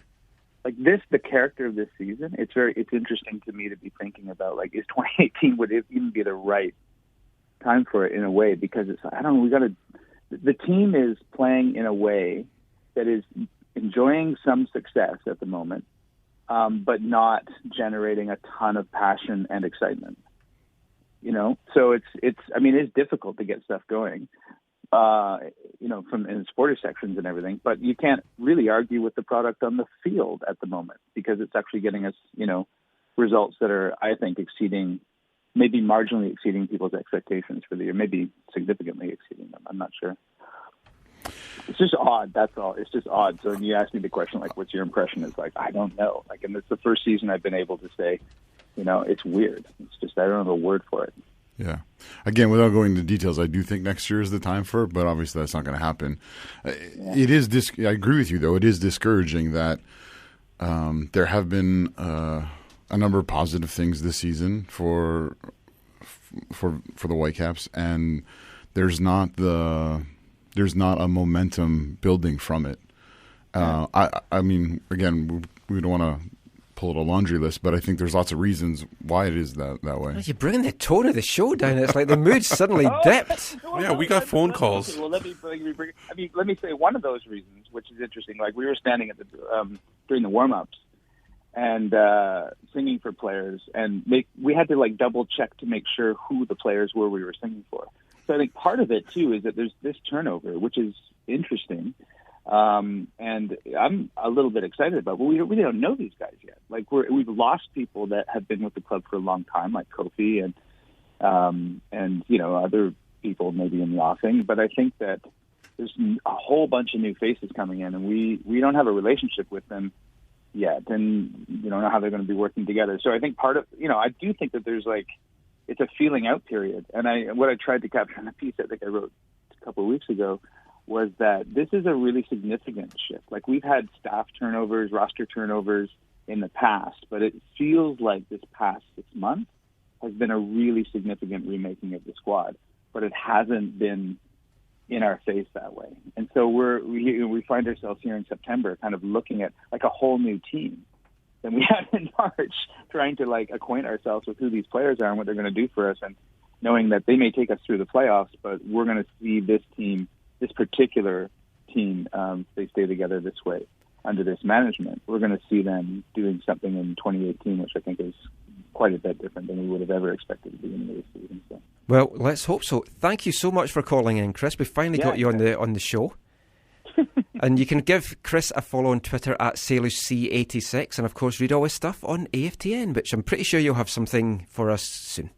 Yeah, I want to figure out what words to use, but I'll something that should be coming into it this week. That's great. Thanks so much, Chris. Cheers. So we're going to get back into the meat of the show now. A couple of big games coming up for the Whitecaps. Let's look at the first one that's coming up. We're going to look at the Minnesota game on Wednesday. United, the mighty United. Yeah, that's an easy 3 points, right? It should be. But we were saying it's an easy 3 points when we visited them as well.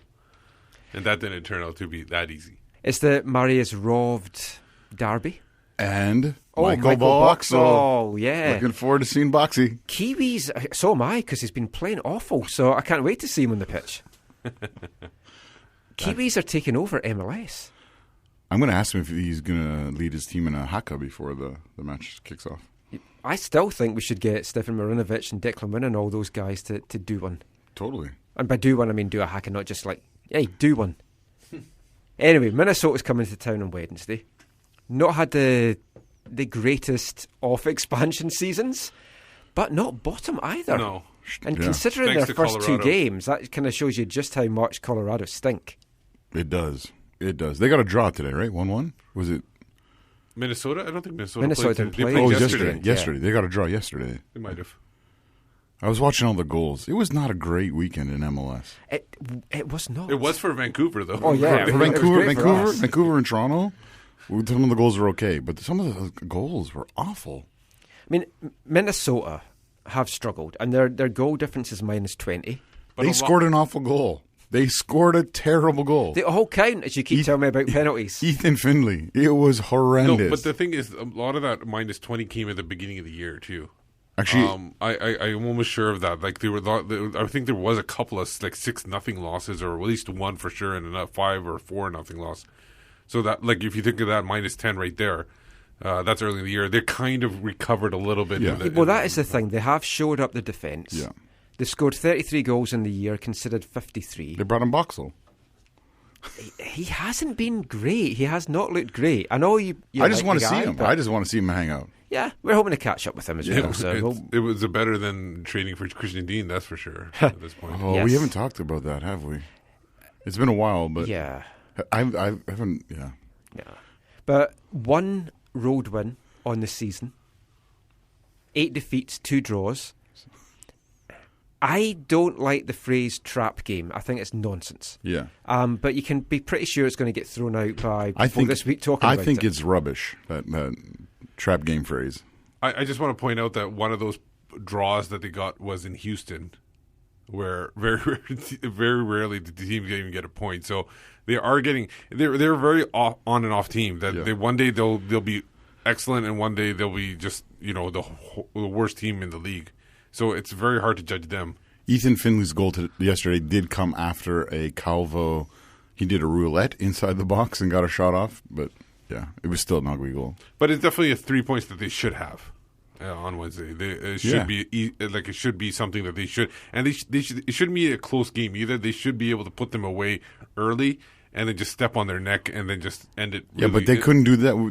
That didn't happen on yesterday. Well, again. they've never been able to do it against anyone. RSL's a team that's. I know they're kind of on the cusp of the playoffs. Still have hope. Petke might not agree, but they're still on the cusp, and they have some kind of veteran talent that's been in the MLS for a while. I actually think RSL's right in it. Yeah, I think they're decent too. They have played more games, but San Jose and Dallas are right in amongst them. It's like, if RSL string a set of results together, they could make it. And if we ended up finishing third, we would end up playing them at home. I'd be happy with them, Dallas or San Jose, to be honest. So you say you'd be happy with Dallas? Yeah, the way that they're playing just now. In a one game knockout thing? Yeah, their form isn't good, but that's the thing. 1 game knockout. But it would be here. and they true. suck here. That's better than going there. I think one of the big questions going into Wednesday's game is what happens with the lineup. Yes. There's a game coming up on Saturday against Columbus. Exactly. You have to feel that's a tougher game. Is this a game then that Robo's going to try and give some of the fringe guys a little run out? Because they have done well when they've had their opportunity. Are you thinking Orlando away? Yeah. I thought Alphonso Davies coming in to start would make sense. Yeah. Just because how bad the Minnesota defence is, how bad Michael Boxall and co are. Yep. And somebody like Davies running at that lack of mobility should really reap dividends. I personally think, I agree with that. I think the back four stays the same. I think Ousted is in goal. I think Reyna, because he was subbed off, I think he could start again. And the only one the one I would like to start, but he played 90 minutes, was Montero. And I think he might come maybe as a sub instead, and maybe they put on Hurtado, Bernie, or put on Shea as up top or something like that. He might, please not Shea up top. I know you don't want Shea, but I'd rather have him up top than play wing and make a defensive blunder. Not playing the defense, Yeah, I mean, you have to also wonder, will they give Mosquera the run out instead of Reyna? But I would go with Reyna. I feel you have to get these points. Did you see what happened with Mosquera at the game? Were you watching? Yeah. Took him. They scored. Took him off. He was ready to go on. They called him back. No. They took the paper back. Yeah. And did you see what he did, though? No. Very smart. He didn't go and sit down or go warm up. He stayed, and not right in front, but he stood like near the edge of the technical area, like almost in front of the coaches. Like, no, I'm ready. And so then a minute or two. I'm not saying that's why they put him on. I think they had to maybe give him some different instructions at that point, because maybe there was some adjustments or something like that. That's probably what they were figuring. Don't give away the ball cheaply. We've only got one goal to play with now, so don't mess things up. The DM position. Ali Ghazal played 90 minutes. Robo did say it kind of put him at risk for playing on Wednesday. And he also talks as well that he had originally planned just for Ali to play 60 minutes, but he was enjoying watching him play, so he kept him on for the full 90 minutes.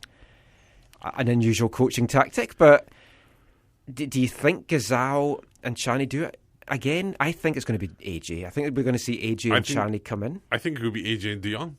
They did it in Orlando. They could do it again. That's the thing as well, because could Tchani go 3 games in a week, and then you really want him to play against his old side? Yeah. But he is, I think, a booking away from getting a suspension. Yeah, I don't think LEG and TT play 3 games this week. 3, 75-plus minutes games. So who do you put out on Wednesday? I like your suggestion, Steve, of AJ and Marcel. If it's not Marcel, then Russell. You put Russell out there, who wasn't even the 18. He got relegated to the bell box. I don't know if they were the box. They didn't remark this at all. I don't think there was any reports. I saw him limping a little bit when he was coming. No, there was a limp when in the press box in the halftime when I saw him. No, that was just to throw you guys off. I saw him after. He was walking fine. Okay, no, I'm not saying there was a major limp. He just wanted to give you guys something to write about. Okay, that's it. So what's your prediction then for Wednesday? I'd say I want the 3-0 victory, Vancouver. Wow! I expect them to do that. I'll be disappointed. They should be ashamed of themselves. So it's going to be 1-0. It's going to be 1-0 to Minnesota then. I'm going to go 4-0 Whitecaps. Ooh! You guys have been spending too much time with Anna. I'm going to change my bet to $1. So are you going for 5-0 victory? No, definitely not. I think they should win. So I'll say 3-1. Marius Rovda coming on, getting the Minnesota goal. Yeah, totally. Of course. Love that guy. 2 more big games coming up, as we said. Minnesota on Wednesday. That's the one that everyone's expecting them to comfortably win, which is always a bad thing. Then Saturday, Columbus come to town.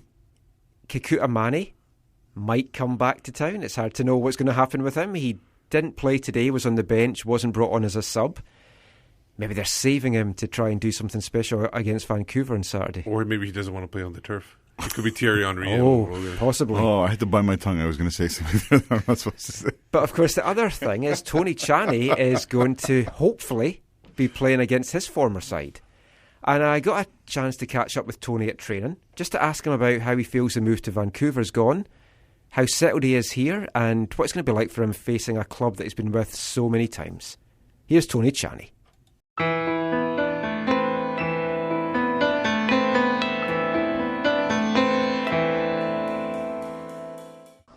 So, Tony, you've had quite a few months now in Vancouver. How have you enjoyed yourself here since the move? But I think everything is going pretty quite well, you know, because the first few weeks were a little bit tougher, you know, because coming from Columbus and being in Vancouver is just like adjusting to a new city, to a new club. And I think so far so good, you know. All the guys, the coaches, like, they welcome me with open arms. I feel like everything is going well so far. Now, the move, when it came about, obviously last year you weren't really in the mix at Columbus.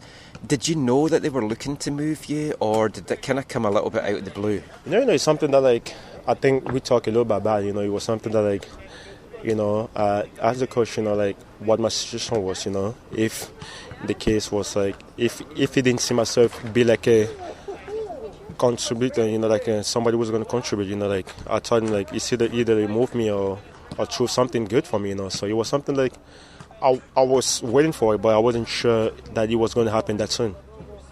Now, you've come into the team here. You've had a couple of different formations. You've had the two-man, you've had the 4-1-4-1, playing alongside AJ and Matty, and now obviously Ali's in as well.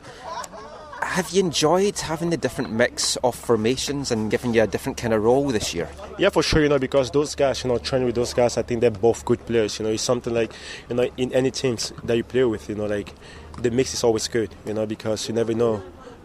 Injuries can happen and suspension can happen or whatever can happen, you know, so for other reasons. I feel like just adapting with those guys was pretty easy because, like, I train with them, you know, I know what kind of player they are, you know, because I have to, like, sometimes adjust my game based on who I'm playing with. You know, it's something that, like, as a player, you have to know what the difference is, you know, because, like, sometimes you just can't get used to play with one guy because you never know. Team can change and because of circumstances, you know, I feel like those things are the thing, like, I think I did pretty well in adapting and moving forward. You've got 3 goals in the year. Where has this heading ability come from? You've not been a guy that's really been known for headed goals before. No, you know, it's just making good runs, you know, because, like, I know, like, in the league, I think my previous goals mostly come with my foot, you know, just hitting the ball with my feet. But I feel like it's just, like, good movement and just being open in the box, you know, and just taking my chances, you know, because I feel like if I make a good run and I'm, like, wide open, I just have to make a good connection to the ball and make sure that I hit on target because whenever you hit the ball on target, either two things happen, either a goal or the goalkeeper save it. Now, the 2015 season that you had with Columbus, that's probably the best season that you maybe had in MLS in your 8 seasons so far. When you look back at that, making it to the MLS Cup, you had 6 goals, a lot of assists. Do you see that as, like, your best season that you've had in your career to date? You know, like, based on stats, I'd probably say yes. But if I'm thinking about, like, my abilities and the way I like to play, I would say no, because I feel like a lot of people, like, are based on about stats. To me, stat doesn't really matter, you know, like, because I feel like what you can bring on the team is sometimes it's not about stats. It's all about, like, maybe like you're there for the players. You get on the ball, you know, you're confident, like, you make good passes, you know, you connect with the guys and stuff like that. I feel like those things are the thing that really matters because stats really doesn't really, like, stats is a good save it for yourself, you know, but I feel like in general, I feel like just having those stats can't really judge a player, you know, because there's guys that give a lot on the field, but they don't really score goals or whatever, but, you know, like, they're really, like, big part of the team, you know. I feel like 2015 was just, like, a big season for all of us, you know, just not me. It was just, like, a good, because that year we had, like, a lot of guys hitting, like, some crazy stats, you know. You had a guy like Ethan Finley that had, like, double, you know, double goals and double assists. That's something that is really good and really hard to do, you know. You had a guy like Kai Kamara who scored 27, you know. So those are the things I feel like it was just like the whole group in general. It wasn't just myself. And obviously you're going to be facing your old club very soon.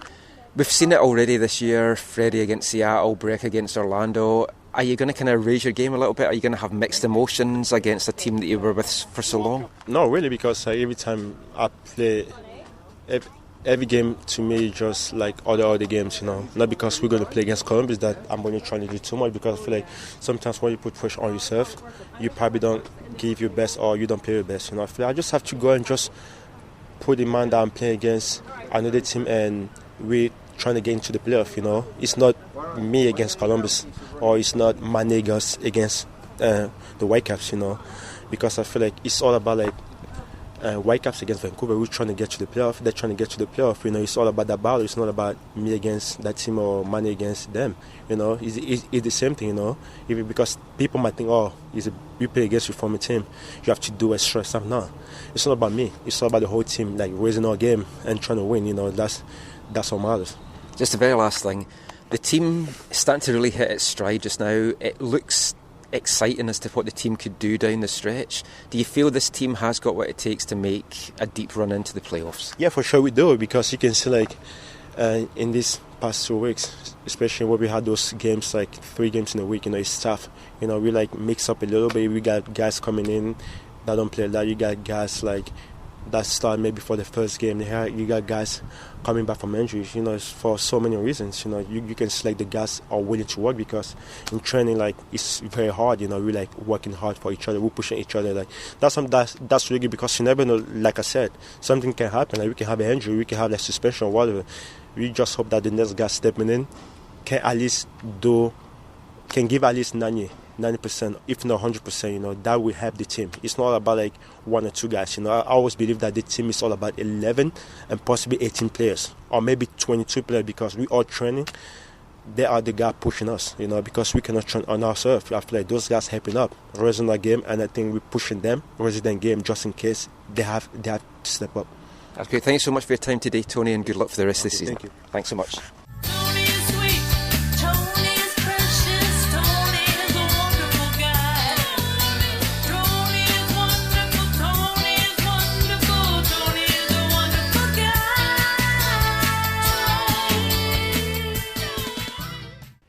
Tony is a wonderful guy. He's had wonderful moments. He's had a good season. He's had an up and down season, I should say. He had a great debut, I thought. And then kind of dipped a little bit. Yeah. Like the team, his consistency has really been up and down. I said it on the, I think, last week's show.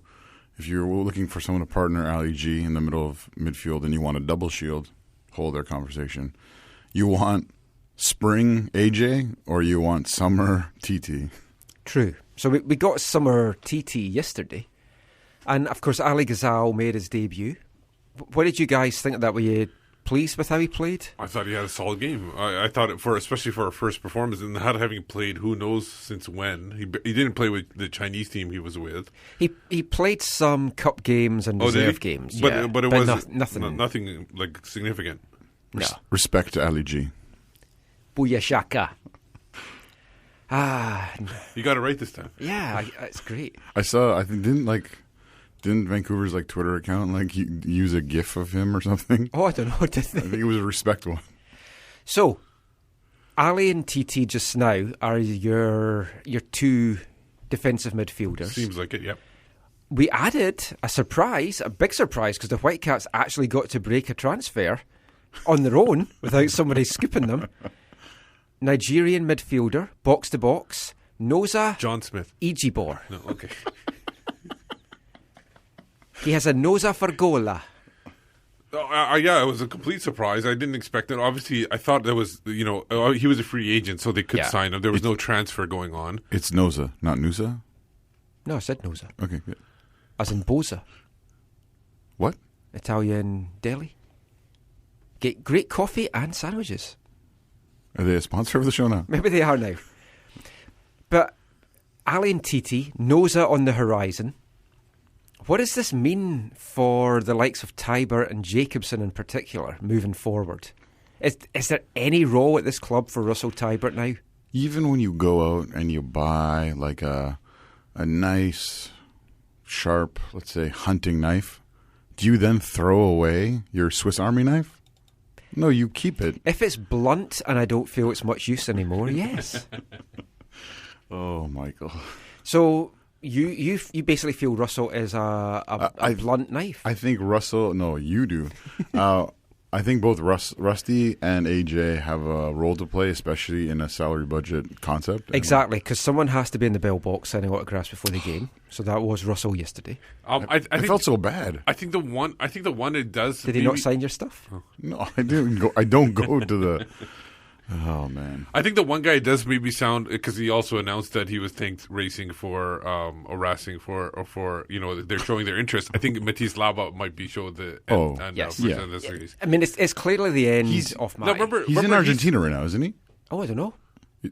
I don't stalk players on social media like you and Anna do. I thought I saw somewhere that he was in Argentina. But Nosa is only signed for this year. The rest of this year. The other two are options. For 2018 and 2019. So there's no guarantee that he stays on. No, he might not like it here. He might. He's coming at the rainy season, which is always great for an African player to come to. I wonder if he knows that that's only a club option. He has no say whatsoever. Does he knows it? I wonder if he knows that. He knows that. Yeah. You have to think it is going to work out, though. I can't wait till the headlines if he scores a goal or something. It's gonna I'm looking forward to it. Yeah. Like Noza blows the game open or something. Yeah, exactly. Lots of running from Noza. Yeah. Oh man. This is going to be great. But Jacobson, I would be sad to see move on because, like, you're talking about Swiss Army knives. For me, Andrew Jacobson is Mr. Versatility. And he's done well. He also, though, has good value, I think, in MLS. I think we could get something decent for him. Third-round draft pick or another international spot will probably what it ends up being. But you do have to... You really think a third-round draft pick is valuable in MLS? I'm joking. That's what I'm saying. I think it will end up being. I do like AJ. I feel he has a role to play here.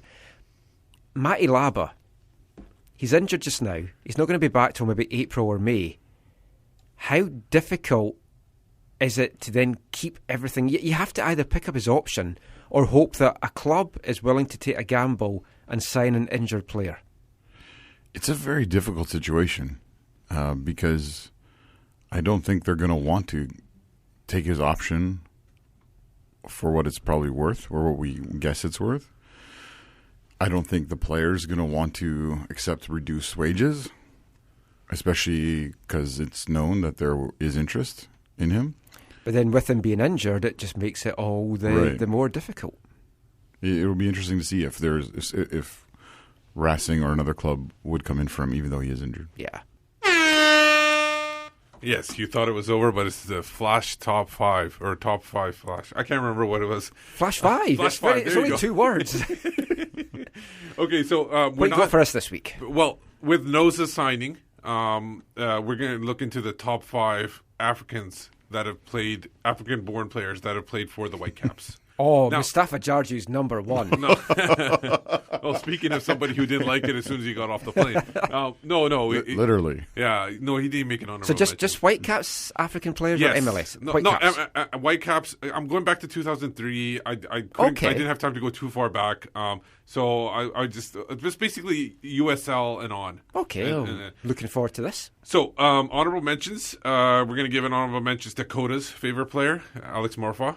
Didn't play too much. Ali Ghazal only played 1 game, but he's very close to hitting that top 5. Ridge Babulu, remember that 1 goal he scored in the last season, I think? It was fantastic. The boot that scored that goal is still in our football room. And Tony Tchani, who is close as well. Now, number 5, we're going to start off with Nizar Khalfan. Wait. You got to go back. You forgot. I know you said born. You didn't include Malouda Koul in the honorable mention. Malouda Koul, honorable mention. He is an Algerian citizen. Yes. Born in France. I do agree with you. He should be an honorable mention just for the fact that he shared beers with the Southsiders way back If I'd known we were going to be doing this, I would have worn my Malouda Koul training top that I got in Portland in 2010 that he threw to the crowd. I have I snatched it out of the air before a kid could get it. I have a Malouda Koul 2011 drink. So number 5, Nizar Khalfan, like we said, that from Tanzania. Nice hair. Very shifty winger. Basically played from 2009 on. He played the first year in MLS. Didn't get too much time in MLS, but he did score that 1 goal late in the season when they finally decided to kind of let some of the younger players play. Against RSL, wasn't it? I think it was RSL. It was a remake game because of the Because And I of the think he City jumped game. into the stands, too, a little bit after scoring that goal. I think it was him or somebody else. I can't remember. But he's number 5. The dude liked to shoot. Yeah. He would shoot from anywhere. I mean, both in USL and when he was in MLS. He always wanted to shoot it. There was no bad angle when it came to Nizar. I think he hit the net about 10% of the time. There was no size of goal for him either. He was also big. He played in a number of interesting games, but one of the ones that stands out for me, I think, was his role in the 3-3 come from behind draw against Sporting, where he almost won it. Yes. Yeah. Like he would have been a good player in that 3-net soccer. Remember that we tried to create that game with 3-net soccer when they have I still think that'll catch scored on. the first net, scored the second net, third net. We had fun times in residency. Yes. Okay, so next player, Alphonso Davies. Yes, Canadian citizen, but he was born in Ghana. Is of a Liberian Ghana refugee camp, but was Liberian. Number 4.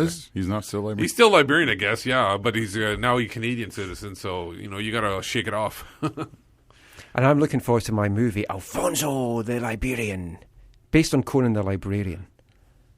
Conan the Barbarian? Or Librarian? Conan the Librarian was a spoof thing that... Oh, okay. In England, I'm assuming? No. What's his name? Weird Al Yankovic did in the film UHF. I do remember that, UHF. yeah. Good movie. Number number 3, Ansu Torre. Oh, yeah. Another guy from Liberia.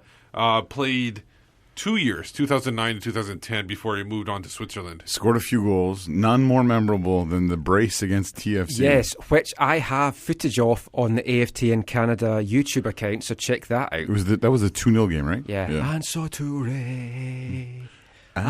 Torre, running up the wing, hear the south side sing, Ansu Torre.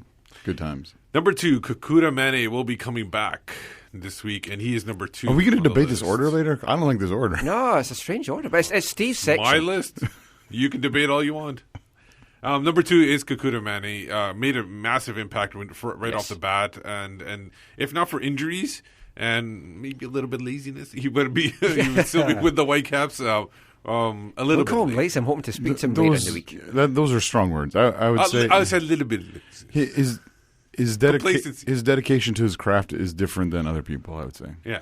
But he will always be remembered for the hat trick in Seattle. In Seattle, and then 100%. And then the only goal also later to win both those games. Basically, he won us the Cascadia Cups away in Seattle He's 2 years in a row. And the thing is, he's still only 22. He has a long career ahead Wait, of he's him. not 16? No, he's not 16. That hat trick he got in Seattle, Unbelievable. it's like one of the best Whitecaps performances that I've seen in USL MLS. Wow. MLS. Playing alongside of a fine striker named Camilo. And playing as an out-and-out striker as well. In a 4-2-2. 4-4-2.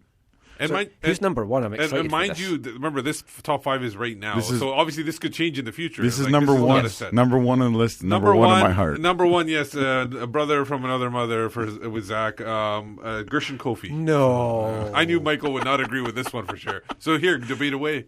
So, goal against Portland in the Cup in his first year, in the first 2 minutes of play. 85% of games where he disappeared.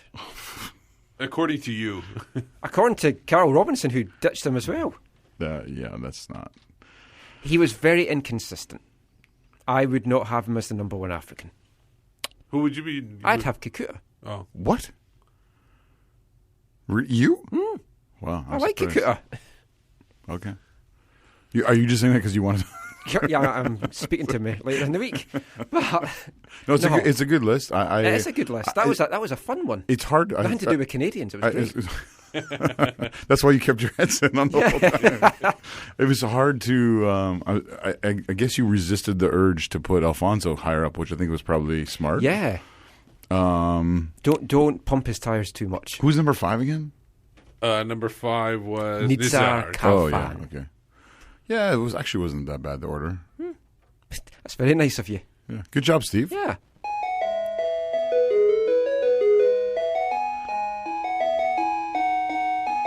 What's that?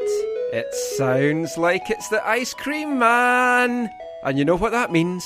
I'm going to sit down and have a chat about ice cream with a Whitecap. This week, Robert Earnshaw.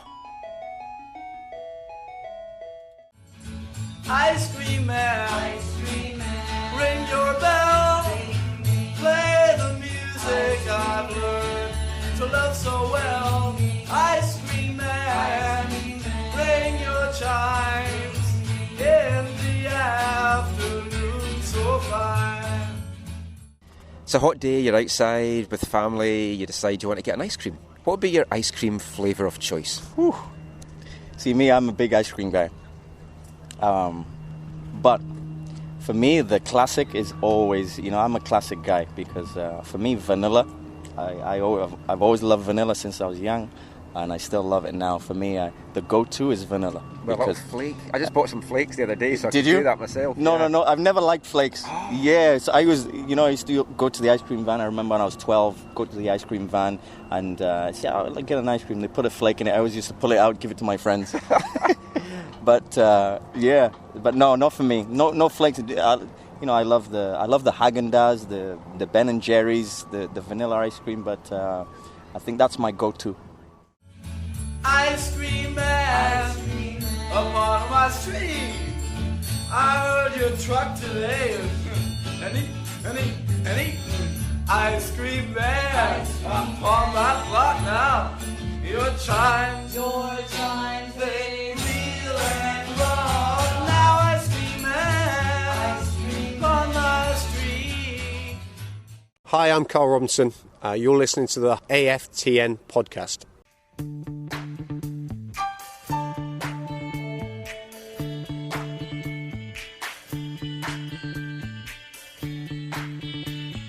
Pressure. Ice, baby. It's what I thought of. I never even thought of Under Pressure by Queen. Under Pressure. I tell you who is not under pressure. Carl Robinson, if they keep grinding out results and how the Whitecaps are climbing to the top of the table. You're listening to the AFTN Soccer Show on CITR Radio, broadcasting from the unceded Musqueam territory from the University of British Columbia. So why do we have Under Pressure then, Steve? Well, I personally think Freddie Mercury is the greatest frontman of any band. I personally think, my personal feelings. I know you guys. If it was a Flash Top 5, he would be number one. Max Splodge from Splodginess Abounds? Nah. Okay, why are you talking about Freddie Mercury? Because his birthday was last week on September 5th. And we always do things for folk that's dead in this show. Okay, he would have been 51? No, he must have been way more than that. He was born in 46. So my math is... Yeah, your math is off. 71. He would have been 71.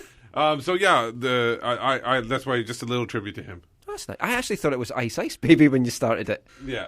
Okay, that was... David Bowie died earlier this year too. Yeah, okay, because that was last year. Was that joint by... That song's joint by Queen and Bowie? Yeah. Yeah. Okay. I always just thought it was a Bowie song. Like in my... I still thought it was Ice Ice Baby. Interesting East Fife fact coming up for you now. In the AFTN fanzine, when we were a fanzine back in Scotland, I actually did a rap version of Ice Ice Baby, Fife Baby. And where can we get a hold of this? I can sing it for you now if you want. No, wait, do Fife Baby. Wait, do we have to put explicit lyrics on this? No, it was good. I said, stop. Come on, listen. We're a Fife. We're on a mission, heading up from Division 2. It kind of went on like that. Wait, okay. If you keep going, can we drop Wavelength for tonight, or? I will record this for a future Wavelength. How about that? Sure. Okay. Can we listen to it ahead of time to pre-approve it? Maybe. What is that music? It's Headlines. Headlines is brought to you by bcsoccerweb.com, your one-stop site for news, links, nationally, internationally and locally. Check them out every day for all your football news. So this week in Headlines, a couple of groupings of stories. First of all, I'm going to talk about the stories that just missed the cut, and maybe you guys want to talk about them. Supplements, big problem for UEFA doping cases. So there's some supplements that have some stuff that might be illegal, and it's causing issues because people are thinking players are thinking this is something that is normal to have. It's on the over the counter. It's not illegal, but it turns out in the test that there is something in there that is against the rules and stuff like that. Maria Sharapova, Yeah. of course, fell guilty for taking some stuff. The problem is everybody uses that excuse now, too. Yeah. They say they just took supplements. It wasn't a thing. So it's hard to judge where it ends and where it starts. Another one, a kind of follow-up story from last year. English soccer player banned for FA Cup pie-eating bet stunt. I think he's officially banned from The English. Sutton United player coach? Yeah. It was really a harmless bet, it seemed like, but I guess they took a issue with it. It's not a harmless bet when you're involved, man. It's He like a was setup. he was trying to make his friends money. What's wrong with that? But it had nothing to do That's with against the whole. It had nothing to do with the game, though. It was just No, about I him just eating ate a a pie. pie. If bookmakers are stupid enough to offer odds on a fat guy eating a pie During a game, then they're asking for it. A feel-good story: a refugee who this is lost a good fingers to frostbite, chasing soccer dreams. Is about a Ghanaian. Keeping our African theme. Yeah, who basically, I'll really go quick synopsis. He went from Africa to Brazil to join a team. There he got outed as being a bisexual man, so he basically got out of there quickly because he was being persecuted. Came to the U.S. They refused his refugee status or asylum status. So basically him and a friend walked during the dead of winter. They kind of got lost and tried to walk from USA to Canada. I'm not sure where it was in USA they were walking, but it was up north, so it was obviously cold. He lost his fingers. He made it across. They did surgery, and now he's joined the team, in the Manitoba Super League or whatever that is, and he's playing on there. He doesn't have any more fingers, but he's kind of leading the team up the table. He's the captain or something. He's been named the captain. The Manitoba Super League or whatever it's called. Whatever it's called, I can't remember now. So that's a feeling story. That was a really nice story. Yeah, I was surprised. It was just amazing, step by step, all the things that was going on with him. I think TSS maybe give him a run. I think there's a joke in there about it being a feel-good story when the guy doesn't have any fingers, but yeah. I won't. Well, oh my God, I can't believe you went there. Oh, I know. If anyone was going to make a joke, I thought you were going to. You have to hand it to Zach. I just couldn't believe that you would go. The guy lost fingers, man. That's terrible. Yeah. And you're saying a feel-good story. He made it to the place he's that playing was going to soccer. That's right. in He's playing Canada. football. Yeah. He made it and to yet Canada. TSS Rovers should get him. For sure. I think so. Does that count? As long as he's permanent resident, there you go. he qualifies. Well, how good is the level of the Manitobas? How good were TSS Rovers last season? Well, he was in. They were a joy to watch. He went to Brazil, though. You got to think of that. He went to Brazil, only left because of that situation. More stories. 2018 World Cup. Because he was outed. I thought he went to Brazil on holiday, though. No, he went to Brazil to join a team. Oh, I did not know that. No, that's the reason why. 2018 World Cup boxing tournament planned in Russia to tackle 2018 World Cup. Yeah, this is fantastic. And then also another one about the 2018 World Cup. FIFA orders Senegal and South Africa to replay due to corrupt officiating. And it was a referee from Ghana. It didn't show that they had any evidence that he was fixing the game or anything. It was just a call that was horrendous, though. It hit his knee. It was clearly it hit his knee, and they called it a handball. So it was a very... Okay, Drew Fisher in the Voyageurs Cup? But you guys' thoughts on those two stories? Anybody? The boxing one is fantastic because it looks like Serbia's qualified. Yeah. And Serbia and Russia with the Russian hooligans, that's just a disaster waiting to happen with England there as well. What if Polish make it there? Yeah. It does have the makings of being a very chaotic World Cup. Let's just make this right now.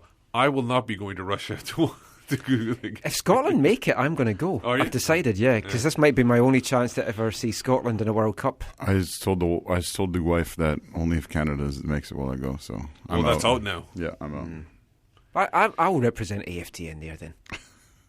And if I don't make it back, you can do. You know how to do the show for sure. Yeah. 2026 World Cup. Some stories about that. One headline: only crazy action in quotes by Trump can stop the U.S.-led 2026 World Cup, says executive. So that's never going to happen. He doesn't do anything crazy. Another one is 2026 World Cup can show off unified region by another executive in CONCACAF. The 41 cities was announced about who is open to hosting the 2026 World Cup. He's Steve. Oh, point Michael's asking you to point your face towards the microphone. I'm reading and pointing, so I'm trying to do them both. It's tough. Yeah. So you could move your mic. So U.S. You want me to hear the noise about that then? I know. What's with the squeakiness in here? That's his chair. No, it's not. Okay, so that's the mouse. The Kraus, like the 41 cities, the 41 cities across USA, Canada, and Mexico. Okay, so there's 6 in Canada, right? 6 in Canada. 6 in Canada. So I've heard other people talking that like, oh, maybe each city will get one and no, two. That's not I'm just like, that's crazy. That's not going to happen. And the thing was, it was mentioned in not this article, but a different article where it said 40,000 needed at least to host a group game. Yeah. And 80,000 to host the opening or the final. So, in fact, if that's the case, that rules out BMO. Yes, the final will be either in L.A., New York, New Jersey, or in Texas. No, those are the only cities that are above 80,000. Not Santa Clara? No. Oh. I don't see them mentioned at all. So BMO, they're there. Oh. BMO's not at the 40,000, but I think they can make it. They can expand, yeah. But they ruled out Rogers. And they ruled out Stade Saputo. Yeah. Those are the two they ruled out of the city. So, no, there was one other city that got dropped. I can't remember which one it is. Calgary. It was one city and 3 stadiums. So that means that Vancouver is not an option for the opening game. Definitely not. Okay. I thought we might have got it. I thought that might happen too. I genuinely did. That's disappointing. So that means Canada won't open the tournament. No. It'll be in Mexico then. Or we might have the second game. Yeah. Yeah. Probably the second day, first game or something. Canada, BC Place. I just have all 6 games at BC Place. Is anyone kind of anxious about Stade Olympique in Montreal? Like falling apart? Like crazy stuff? Well, I would assume if they're picked, they're going to like spend a lot of money on doing it up. Which is kind of seems not useless, but it seems maybe not like a crazy wise investment in the long run. But that's the thing with World Cups, with Olympics, with Winter Olympics. There's so many white elephants. When I went to Greece and to Athens not long after the Athens Olympics, and none of the venues were being used. They were just basically big white elephants. Another story about kind of about the 2026 World Cup, also about the qualifications. Bruce Arena came out with an article. Yeah. United States immigration policies are inspiring their opponents, basically, and it's kind of a weird thing. It's a weird thing to latch onto, because I don't think any of the players are really concerned about it at all. They want to make it the World Cup. That's their inspiration. I really don't think Costa Rica took the pitch going, you know what? We're going to beat the Yanks just to show them that Trump's immigration policy is wrong. Yeah. It's a very weird comment. Yeah. They just want to make the World Cup. Bruce Arena's a very strange kind of guy. And Bruce is coming off of taking 1 out of 6 points. He should be talking about the mistakes that they made tactically. It's deflecting. It's deflecting stuff. Totally. I mean, in some ways, it's good management because it's deflecting stuff. But yeah. So last couple articles, kind of about supporters and owners. One was supporters direct lobbies for tougher, fit, and proper people test for owners. Which there definitely needs to be. Can we get one of those? Only in the UK at the moment. And also, Bundesliga's 50+1 rule must end for clubs to compete. Kali Rummenigge made the statement. I really appreciate him, but we're not talking about Canada. You okay? My ears hurt. Okay. I really appreciate Kali Rummenigge, all he's done at Bayern. He was a part of the big club group in Europe as well. Yeah. It's basically supporters are owning like 50% of the team. Members own 50+1. Yeah. So the problem is there's 4 clubs that have kind of circumvented that over the years in different ways, in different scenarios. The first 2 I don't have a problem with. Leverkusen and Wolfsburg, they're like company teams. They're for their workers. I didn't really have. But the other 2, everyone hates. Yeah, it's Hoffenheim and Red Bull and Dead Bull and Leipzig. Yeah, actually, we had a just side story. We had a dude. There was a dude wandering around 203, 204 at the weekend wearing an Ultras shirt with like a little kind of like fisherman's hat, and everyone's like, okay, we gotta go talk. So he comes down and whatever. We're talking to him, and I was like, oh. Where are you from? Someone's like, oh, where's your shirt from? He's like, my shirt's from Poland, but I'm from Germany. I'm like, oh, where in Germany? He's like, Leipzig. And I was like, oh, no. And I was like, but his shirt said Ultras on it, so I was pretty sure he had nothing to do with Dead Bull because no one supports them there. And so, not no one supports them there, but no ultras support them there. And he was like, "No, I hate Dead Bull," and he hung out. It was nice. I thought your story was going to end. He was a Leipzig fan. You beat the crap out of him. Yeah, no, that would have been in the boxing part. No, this is not a good thing in the long run. Cali Rummenigge ultimately said they should make it like pro-choice. Like each club should be able to choose whatever they want. He said each club should be able to choose what they want to do. Do they want to keep with the 50+1 for themselves? They value that, or do they want to have outside investors or other investors? But then the danger with that is you are going to create a gulf. Yeah. Because the money that's going to come in is going to be huge. It's like Wimbledon. Yeah. In League One, they just haven't got the budget to compete with all these other teams because they're fan-owned. Yeah. And there's other clubs that are fan-owned and they just don't have budgets. Yeah. To be honest, it's an unfortunate scourge of modern football, but I really honestly hope... I'd rather see the Bundesliga stay at the quality it's at and keep some of its way of doing things than to give in and to change things. But that might hurt them in the long run. I hope it doesn't. Well, that was a good selection of headlines from bcsoccerweb.com this week. Check them out every day, bcsoccerweb.com, your one-stop site for local, national and international news and links. So now, we don't have much of the show left, but it's time for my favourite section. It's Wavelength. And talking about beating the crap out of people, this is a song about football violence. It's from what? We condone it on the show, remember? No, you condoned it. We condemned it. You condoned it. All right, okay. Hashtag team condemned. It's from 1985 by The Business, English punk oi band. From their 1985 album Saturday's Heroes. This is the title track. This is Saturday's Heroes.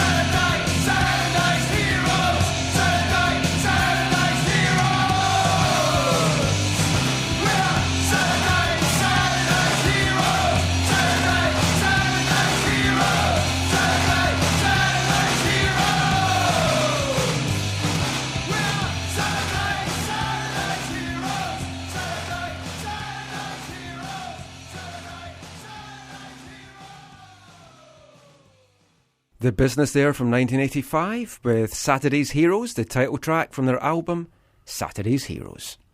And if you have any ability to watch video in the next little bit, look for links. Most likely from Zach if you want to see the live version of that. I had no idea it was being recorded.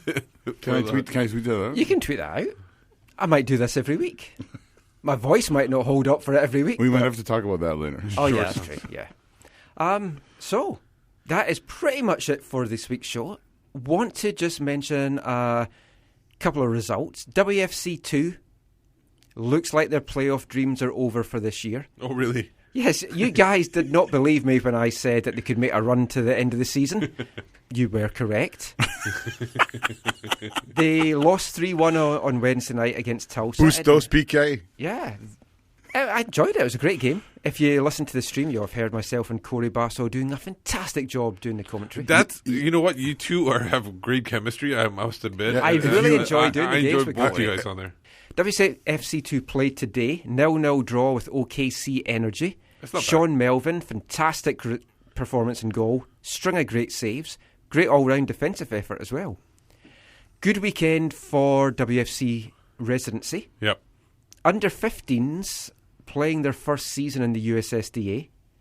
They got I think it was a 2-0 win over Portland Timbers. Under 16s, a 2-1 win. Sorry, under 17s, because they've changed it now. It's under 17 and under 19. So under 17s, a 2-1 win over Portland. And the 19s, 2 goals from Theo Baer, 2 from Jose Hernandez, 4-0 Whitecaps over Timbers. Jose Hernandez, that's your favourite residency player. Yeah, him and Bernie Ibisi. But someone picked Steve up on for... Oh, you know what? I want to mention that quickly, too, because, honestly, I'm not... I'm going to hold up a number of fingers about how much we get paid. Like, how much do we get paid? How many fingers am I holding up? I pay you a lot. I didn't know you had that many fingers. You get paid in chocolate. No, there's 0 fingers up. And so I don't have time to figure out these, like the pronunciations. I got, 2 kids. So if you want to take a shot at me on Twitter, that's fine. Go ahead. Do people do that? If you, a couple people have over the time. That just means they love you, man. They care. That's fine. Well, somebody said, do you want to call them out or something like that on, for pronouncing the name? If you want to call me out, that's fine. I don't care. I do everything, just for fun.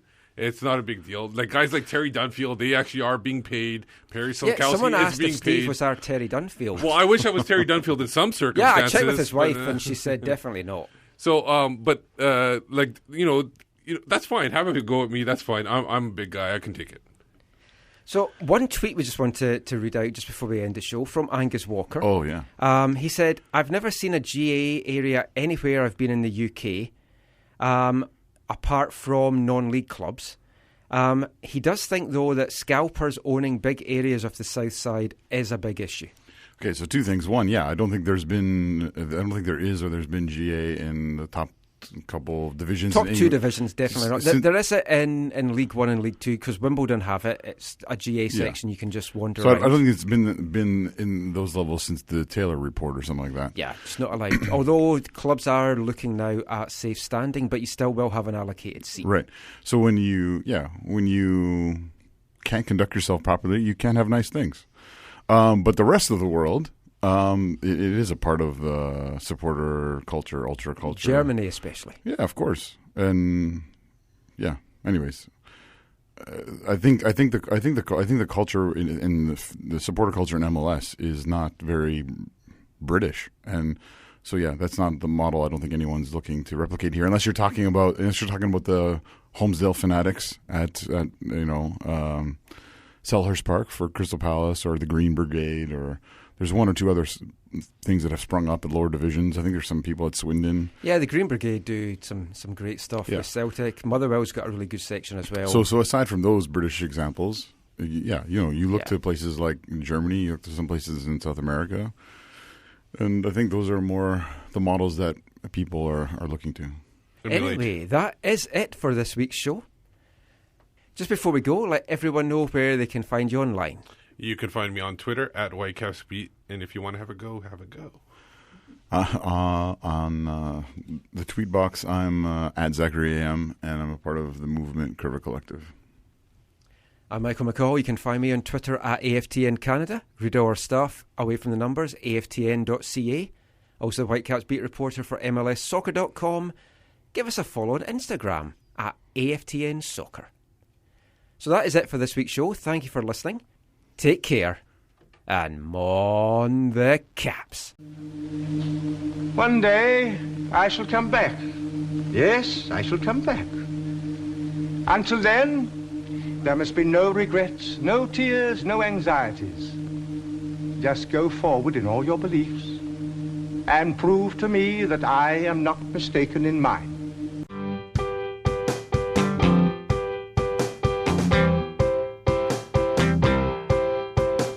10 minutes left. Yeah.